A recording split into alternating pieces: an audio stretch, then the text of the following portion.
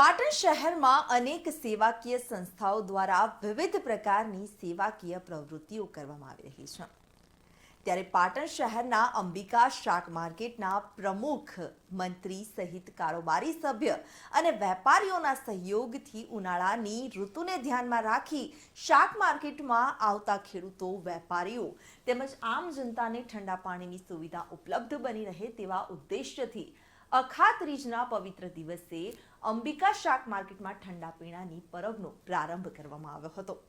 અંબિકા શાક માર્કેટના પ્રમુખ મનોજ પટેલ અને મંત્રી કનુ પટેલ સહિત કારોબારી સભ્યો દ્વારા સૌપ્રથમ વખત ચાલુ સાલમાં ઉનાળાની ગરમીમાં માર્કેટના વેપારીઓને તેમજ માર્કેટમાં શાકભાજીના વેચાણ અર્થે આવતા ખેડૂતો અને શાકભાજીની ખરીદી અર્થે આવતી આમ જનતાને ઠંડા પાણીની સુવિધા ઉપલબ્ધ બની રહે તેવા ઉદ્દેશ્ય સાથે આ પરબ શરૂ કરવામાં આવી હતી.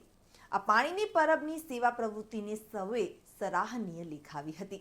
અંબિકા શાક માર્કેટમાં ઠંડા પાણીની પરબના શુભારંભ પ્રસંગે પ્રમુખ મનોજ પટેલ ખેડૂતો, વેપારીઓ અને આમ પ્રજાને પાણીનો બગાડ તેમજ પરબની આજુબાજુ ગંદકી ન થાય તેની તકેદારી રાખવા માટે સૌને અપીલ કરવામાં આવી હતી.